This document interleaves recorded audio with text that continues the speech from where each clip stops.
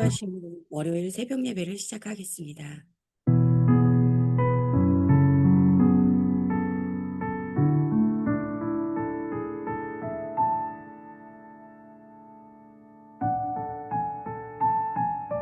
하나님, 오늘도 예배로 하루를 시작하게 해주심에 감사드립니다. 하나님께서 허락하신 하루에 하나님께서 명령하신 것들을 준행하며 순종함으로 살아갈 수 있는 하루가 되게 해주세요. 예수님의 이름으로 기도드렸습니다. 아멘. 오늘 먼저 주일에 저희에게 주셨던 강단의 말씀 함께 나누어 보도록 하겠습니다. 일부 메시지에 자기 관리를 잘하는 자, 순종의 목적은 정결과 승리의 생활이라고 말씀 주셨습니다. 순종이 영적으로 정결한 삶을 살게 한다라고 말씀을 시작해 주셨는데요. 우리가 순종이 안 되게 하는 것, 순종을 할 수 없게 만드는 것이 또 정결하지 못하게 살아가는 것이 우상숭배와 음행이라고 말씀하셨습니다. 우상숭배는 하나님을 떠나는 것이고 이로 인해 우리가 영적으로 타락하게 되는 것이라고 말씀해 주셨습니다. 이 영적으로 타락한 인간은 어쩔 수 없이 음행에 빠질 수밖에 없고 음행에 빠질 수 있는 상태에 놓이게 됩니다. 그렇기 때문에 육신 중심으로 살아가게 되고요. 육신 중심으로 살아가던 그 모습은 육신적 타락으로 이어지게 됩니다. 하나님께서 우리를 창조하실 때 하나님의 형상대로 창조해 주셨습니다. 그 하나님의 형상을 잃어버리고 하나님의 말씀 속에 살아가지 못할 때 우리는 어쩔 수 없이가 아니죠. 어떻게 보면 한 발 한 발 사단의 올무에 내 발로 걸어 들어가는 모습이 될 수 있습니다. 내가 예배 한 번 가지 않는 것, 내가 하나님 앞에 서밋의 시간을 한 번 어기는 것, 극단적으로 이야기한다라면 사단의 올무로 내 발로 걸어 들어가는 모습이 될 수도 있습니다. 우상숭배가 왜 멸망이 되는가의 부분에 말씀을 주시면서 나를 나타내려고 하는 것이 교만이고 영적 타락이 그 교만에서 시작된다라고 말씀해 주셨습니다. 저는 저를 나타내는 거를 되게 싫어한다라고 생각했었는데요. 어, 서른 초반쯤에 제가 강의를 할 기회가 생겼었어요. 그런데 제가 너무 재밌고 그거를 잘할 수 있을 것 같은 거예요. 그러니까 누구보다 잘하고 싶어서 되게 많이 노력하고 되게 많이 공부했던 시간이 있었습니다. 그때 저에게 나타났던 가장 안 좋았던 증상이 예배가 무너지는 것이었습니다. 수요 예배, 금요 예배가 무너지기 시작하더니 주일 예배가 무너졌어요. 그리고 저의 그 처음에 연구소에 들어갈 때, 처음 강의를 시작할 때는 하나님의 사랑을 사람들에 대해서, 하나님이 창조한 사람에 대해서 더 깊이 알아서 더 바르게, 더 빠르게 전달할 수 있는 방법이 뭘까가 제가 그 연구소에 들어간 이유였습니다. 그런데 내가 잘하는 것을 발견했을 때, 더 높아지고자 하는 마음이 들었을 때, 저는 타락하게 됐어요. 타락이 뭐 어떤 심각한 뭐 중독을 겪거나 뭐 이런 것들은 아니었지만, 제가, 제 영이 정말 썩어 문드러져 없어져 있었어요. 예배를 할 수 없다라는 것은, 예배가 무너진다라는 것은 내가 지켜야 할 그 신앙의 자리를 지키지 못한다라고 하는 것은 정말 영혼이 썩어서 없어지는 일인 것 같습니다. 제가 그것을 경험했기 때문에 제가 만나는 후대들에게는 저는 예배에 대해서, 기도에 대해서 더욱더 간절하게 강조하게 되는 것 같습니다. 왜냐하면 철저하게 무너져 봤던 그 시간, 어쩌다가 예배를 가도 졸지 그 말씀이 하나도 들리지 않았던 그 흑암의 시간들, 세상에서는 높아지고 사람들의 인정은 받고 어디 가도 대접은 받을 수 있는 시간이었지만 그 공허함과 그 뭐라고 표현해야 될지 모르겠어요. 한시도 편안하지 않았던 그 시간. 저는 그 성공을 하지 말라는 것이 아니라 하나님이 주시는 것이 아니라면 그 어떤 것도 받지 말라라고 저희 후대에게 얘기하고 있습니다. 나를 나타내는 것 중요합니다. 우리가 파수꾼이 되었을 때, 망대 위에 올라가 있을 때 우리는 드러나지 않을 수 없습니다. 그러나 그 순간에도 우리가 하나님만 말하는 그 입술이 되지 않는다라면 우리는 나를 나타내는 망대에 서 있고 나를 세상에 비추는 빛이 되어 있습니다. 내 안에 그리스도가 있으니 내가 비추는 그 빛이 그리스도의 빛이다라고 말하게 되어 있습니다. 맞는 것 같지만 너무나도 틀린 말이고 정말 멸망받을 말입니다. 우리가 망대에 섰을 그때에는 세상이 우리를 주목하고 있을 그때에는 정말 낮아짐으로 그리스도만 말해야 하는 그 시간입니다. 그렇지 않았을 때 우리는 나를 망하게 하고 세상을 망하게 하고 후대를 망하게 하는 그 자리에 서 있게 됩니다. 새벽의 시간을 하나님께 올려드리는 것, 먼저 하나님의 것을 구별하여 드리는 것, 예배의 시간을 먼저 인생의 최우선순위를 두고 하나님을 만나고 하나님을 의지하고 하나님께 부르짖는 그 시간이 없다라면 우리는 점점 부패해져가는 영혼, 부패해져가는 우리의 육신이 될 수밖에 없습니다. 말씀하신 나를 나타내려고 하는 이것에서 저는 음 한참을 머물러 있었던 것 같습니다. 그 교만에서 타락이 어떻게 시작되는지, 그 타락으로 인해서 인간의 영혼이 어떻게 망가질 수 있는지, 어떻게 하루하루 한순간 한순간 하나님을 떠나게 되는지 그 시간들이 저에게 다시 기억되어지고 내가 복음을 전하지 않으면 안 될 이유로 저에게 붙들어졌습니다. 음. 우상 숭배하는 것, 나는 하지 않고 있다라고 생각할 수 있지만 저는 우리는 아닐 수 있습니다. 저는 하나님보다 앞세우는 것들이 참 많았던 것 같습니다. 그런데 그것에 항상 복음의 이유가 붙었었습니다. 이 일은 하나님께서 나에게 허락하신 일이기 때문에 나는 누구보다 잘해야 해. 강단에서 네가 받는 월급의 2배를 일하라고 말씀이 나왔기 때문에 나는 열심히 일해야 해.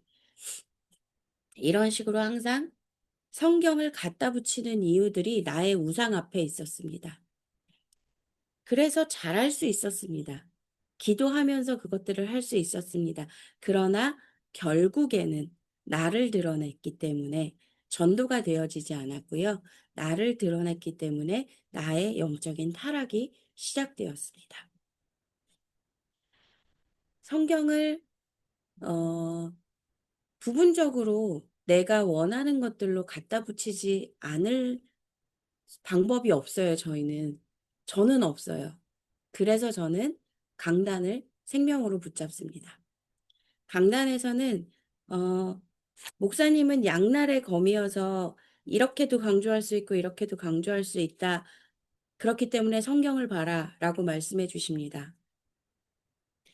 저에게 있어서 강단은 내 삶에 있어서 한쪽만 바라보고 있는 나에게 세상을 하나님의 시선으로 볼 수 있게 만들어주는 그 마중물입니다. 세상을 하나님의 시선으로 다르게 보고 난 후에 우리가 말씀을 찾아서 하나님께서 그 자리에 내가 서 있는 그 자리에 내가 내 마음 깊은 곳에 내 영혼 속에 심기 원하는 하나님의 말씀을 우리에게 주셨을 때 내가 그 말씀을 다 깨닫지 못한다 할지라도 그 말씀은 우리 영혼에서 깊이 자리 잡게 됩니다. 우리가 무슨 성분이 다 들어있는지 모르지만 약을 먹어요. 그런데 그거는 우리 몸속에 들어가서 우리 몸 전체에 퍼지게 됩니다. 언제 어느 만큼 퍼졌는지 모르고 이 약이 어느 만큼 나에게 워킹하는지 모르지만 우리는 몸에 변화를 겪게 됩니다. 그렇다고 한다면 오늘 내 삶에 여러분들은 어떤 영향력을 받기 원하시고 내가 가는 그곳에 어떤 영향력을 전하기 원하시는지 하나님 앞에서 점검할 수 있는 새벽의 시간이 되었으면 좋겠습니다. 음행이 왜 멸망의 원인이 되는가라는 부분에서 죄의 부분을 말씀하시면서요. 인정부터 하라라고 말씀해 주셨습니다. 내가 죄인이라는 것. 내가 죄를 짓지 않을 수는 없지만 죄로 인해서 멸망으로 가지는 않아야 합니다.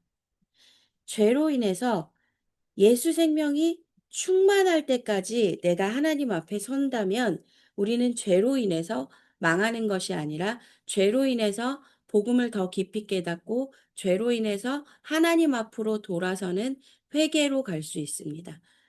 그러나 나는 어쩔 수 없이 죄 지을 수밖에 없는 죄인이야. 나는 죄인이야 라고 나의 정체성을 죄인에서 인정해 버린다라면 우리는 계속해서 그 죄의 굴레에서 벗어날 수 없습니다. 그러나 목사님께서 우리의 정체성을 어디에서 발견하느냐 중요하다라고 말씀해 주셨는데요. 정체성이라는 부분. 나를 버려진 자에서 정체성에서 찾으면 안 됩니다. 2부 메시지의 말씀에서 버려진 자에서 시대를 살리는 큰 용사로라는 제목으로 말씀을 주셨습니다. 나의 정체성을 어디에서 찾고 있는가? 나의 정체성을 상담자에서 찾고 있는가? 교사에서 찾고 있는가에 따라서 저의 삶은 달라집니다. 나의 정체성을 내가 실패했던 그 자리에서 찾는다라면 어떻게 될까요? 나는 실패자입니다. 나를 깊이 보고 아는 것은 겸손의 자리에 있을 때 가능합니다. 방방 뜨고 높아진 자리에서는 나를 깊이 볼 수 있는 것에선 한계가 있습니다. 실제적인 나를 보는 것에 있어서 너무나도 많은 한계가 있습니다. 우리는 인생에서 다양한 경험을 하게 되는데요. 안 좋은 경험의 끝자락도 있고요. 좋은 경험의 꼭대기도 가보게 됩니다. 경험하게 됩니다. 정체성이라는 것은 나의 기준을 어디에 둘 것인지입니다. 그러나 사람은 한순간도 머무르지 않습니다. 계속해서 아무리 지루하고 아무리 답답한 순간에도 우리는 여정을 가고 있습니다. 간다는 것은 어딘가를 향하고 있다는 것입니다. 정체하지 않았음에도 정체성을 가져야 하는 이유는 나의 정체성이 나의 방향이기 때문입니다. 여러분 지금 어느 곳을 향해서 가고 계실까요? 정체성이 분명하다면 지금은 노예여도 감옥이어도 괜찮습니다. 여러분들의 정체성이, 나의 정체성이 지금 어디에 있는지, 그리고 나의 정체성의 인식을 어디에서 시작했는지 점검해 보아야 할 것 같습니다. 어, 말씀하시면서 하나님의 절대 주권으로 언약적인 인도를 받는 것, 그래서 하나님의 절대 주권을 인정할 때 하나님 자녀 언약의 백성으로서의 정체성을 가지게 된다라고 말씀해 주셨습니다. 내가 하나님 자녀일 때 내가 가는 그 모든 곳은 선교사로 파송된 것입니다. 내 아버지를 자랑하는 나의 주인의 말씀에 명령에 순종하는 그 자리여야 합니다. 언약의 백성이 되었을 때 우리는 내 현장에서 보좌의 능력으로 우리의 모든 것을 공급하시고 보좌의 능력으로 하나님께서 명령하신 그것들을 다 감당할 수 있도록 하나님께서 주시는 그 은혜의 자리에 있게 됩니다. 그런데 내가 그곳에 갔을 때는요, 내가 나의 한계가 되게 됩니다. 내가 복음의 한계인 것처럼 보여지게 되어 있습니다. 하나님의 절대 주권을 인정하고 하나님의 자녀와 언약의 백성으로서의 정체성으로 살아갈 수 있을 때 우리는 절대망대가 되어집니다. 또한 우리가 현장의 선교사로 섰음을 확신해야 하고 그 현장에서의 그 확신은 기도로 인해서 만들어지는 그 절대 여정을 가고 있다라고 말씀해 주셨습니다. 모든 일을 기도로 시작하고 시대 세계 살릴 자의 중심으로 살아가라고 말씀하셨습니다. 그렇게 살아갈 때 우리는 성령의 권능을 힘입게 되고요. 절대 이정표를 세우는 삶을 살아갈 수 있습니다. 성공보다 하나님의 영광을 우선할 때 흑암은 무너진다라고 말씀해 주셨습니다. 요한복음 19장 30절에 다 이루었다라고 말씀하시는 것. 다 이루었다라고 무엇을 다 이루었다라고 말씀하시는 것인지 우리는 다시 말씀 속에서 확인해야 합니다. 이미 사단의 권세는 무너졌고 이미 하나님의 주권으로 우리는 보좌의 능력을 경험하며 살아갈 수 있는 언약의 백성이라는, 그러기에 다 끝났다는, 지금의 내 수준과 상관없이 이제는 하나님의 뜻을 이루어가는 주의 종으로 살아갈 수 있다라는 것. 우리의 정체성과 무엇이 끝났는지, 그리고 성공보다 하나님의 영광을 우선한다라는 것이 무엇인지. 하나님의 영광은 전도와 선교라고 말씀하셨습니다. 하나님이 주시는 그 생명을 전달하는 것. 그래서 죽었던 그 생명이 죽어가고 있었던 생명이 아니라 하나님을 떠난 그 모든 생명은 죽어 있습니다. 죽었던 생명을 다시 살리는 것. 이것이 하나님의 영광이라고 말씀하셨습니다.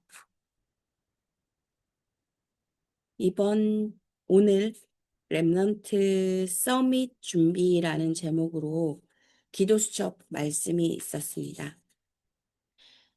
힘들 수 있죠. 살면서 우리 렘넌트들도 그렇고 우리들도 마찬가지고 살면서 내가 감당하기 힘들고 또 그 순간에 감당하기 싫고 또 피하고 싶은 그런 순간들을 많이 만나게 됩니다. 그때 서밋의 흐름을 타라라고 말씀하셨습니다. 능력의 문제, 운의 문제가 아니라고 말씀하셨는데요. 노예로 있을 때 어마어마한 달란트를 가지고 있어서 노예를 회복할 수 있다라고 한다면 아무도 그 노예의 상태에서 해방될 수 없습니다. 요셉도 마찬가지였죠. 그저 주어진 일을 하나님 앞에서 하고 있을 때 하나님은 드러나게 하십니다. 하나님이 드러나게 하시는 것과 나의 노력으로 드러나는 것은 분명히 다릅니다. 근데 우리가 살면서 이걸 구분하는 것이 참 힘들어요. 하나님 앞에서 열심히 하고 있다라고 생각할 때 나의 중심과 나의 동기가 점검되어지지 않으면 우리는 늘 결국 성공의 그 자리에서, 서밋의 그 자리에서 무너지고 실패할 수밖에 없게 됩니다. 그래서 우리는 서밋의 흐름을 타는 것이 중요합니다. 싸워서 쟁취하고 노력해서 쟁취하는 것이 아닙니다. 서밋의 흐름을 탄 것이라고 말씀하셨어요. 그럼 서밋의 흐름이 무엇이냐? 말씀을 붙잡고 계획 세우고 기도가 보이고 현장이 보이는 것. 이것이 서밋의 흐름이라고 말씀하셨습니다. 말씀을 붙잡고 지금 저희 1부의 말씀과 2부의 말씀이 저희에게 계속 수요 예배, 새벽 예배까지 계속해서 이렇게 하나의 흐름으로 말씀을 주고 계십니다. 저는 그 말씀을 흐름으로 알 수 있게 선포해 주시는 목회자를 만난 것, 그 교회를 만난 것, 그 말씀을 성취하는 흐름을 가지고 있는 교회를 만난 것, 그것을 함께 할 수 있는 우리 초대교회 성도님들을 만난 게 제 삶에서 가장 큰 복인 것 같습니다. 서밋 타임을 가지는 것에서 아침, 낮, 밤의 기도, 삼집중을 말씀하셨습니다. 살리는 기도, 나를 살리는 기도, 내가 현장에 가서 살려야 할 그 영혼을 향한 기도, 그 영적인 상태가 준비되어지는 그 기도. 그리고 낮에는 힘든 시간도 많이 있고요. 문제라고 여겨지는 것들도 많이 만나게 되는데요. 그 모든 것들을 바꾸는 기도. 이것은 문제가 아니라 하나님이 주신 답이 분명히 있다. 믿고 찾을 수 있는 그 바꾸는 기도. 그다음에 밤에 답을 찾는 기도. 우리가 낮에 막 문제를 해결하고 어떻게든 살아내고 어떻게든 도전하고 그 삶을 살다가 이것을 하나님께서 오늘 나에게 허락하신 이유, 그리고 이 강단을 이 주에 나에게 허락하셔서 이 말씀이 기억나게 하신 이유를 하나님 앞에서 답을 찾지 않는다라면 우리는 그냥 모세가 갈라놓은 홍해를 건넌 이스라엘 백성들과 다르지 않습니다. 그냥 '어쩌다 홍해가 갈라졌나 보다.'라고 여겨진 사람과 하나님이 명령하셔서 그 모든 10 가지 재앙, 그리고 결국에는 '피 언약밖에 없구나.'를 확인하고 또 하나님 앞에서 하나님이 명령하실 때 홍해를 갈랐던 그 모세가 경험한 하나님은 다릅니다. 그렇다고 한다라면 우리는 내 삶에 일어난 모든 것들을 하나님의 말씀으로 다시 재해석하고 영적인 재해석이 일어나는 이 밤의 기도의 시간을 가지지 않을 수 없습니다. 두 번째 서밋의 자세를 말씀하시면서 3 세팅을 말씀하셨는데요. 누구나 올 수 있는 플랫폼이 되어야 합니다. 내가 그 플랫폼이 되어야 하고 우리 교회가 그 플랫폼이 되어야 하고 우리의 현장이 그 플랫폼이 되어야 합니다. 두 번째, 파수꾼. 빛을 비추어서 올 수 있도록 만들어야 한다라고 말씀하셨습니다. 그리고 하나님과 소통하는 안테나를 통해서 치유의 역사가 있어야 한다라고 말씀하셨습니다. 저는 예전에 치유의 역사라는 것이 신유 그 부분만 생각했던 것 같아요. 예전에 저희 그 중고등부 때는 그 한참 그 기도원에 가는 붐이 있었어요. 그 초등학교 때와 중학교 고 사이에는 그 중학교 들어가기 전까지인가 아무튼 기도원에 가는 붐이 있었어요. 그래서 제가 어렸을 때 다니던 그 교회에서는 한월산을 많이 갔었고요. 저희 어머니가 교회가 멀다고 저희를 집 근처 교회로 다니게 하셨거든요. 그래서 어머니 교회에서는 어머니가 팀을 짜서 매주 월요일마다 청계산 기도원에 가셨어요. 그래서 그 기도원에 가서 기도하는 그 붐이 있었던 시대가 있습니다. 그 이후에는 또 찬양의 붐이 일어서 그 왠지 목요일에는 어느 찬양 집회에든 속해 있어야 될 것 같은 그런 시대의 흐름이 있어요. 예배의 흐름이 있었습니다. 그런데 그렇게 로컬 나의 교회와 파라에서 진행되어지는 그런 집회들과 이런 것들의 연합이 있었다면 우리는 지금 나의 신앙을 지키기 위한 그런 로컬과 파라의 시간이 있었던 것 같습니다. 저는 예전에. 그런데 지금은 우리는 전도와 선교의 흐름 안에서 강단에서 나오는 그 메시지, 그리고 파라와 연결되어서 전 세계와 소통되어질 수 있는, 전 세계에 정말 그리스도의 빛을 비출 수 있는 플랫폼이 준비되어져 있는 안에 있습니다. 그렇다고 해서 우리가 나의 정결 또 하나님 앞에 순종이 없다라면 우리는 타락할 수밖에 없는 부분에 있기 때문에 우리는 서밋에 그릇을 준비해야 합니다. 모든 문제에는 답이 있고 하나님은 이미 그 문제의 답을 예비해 주셨다라는 것.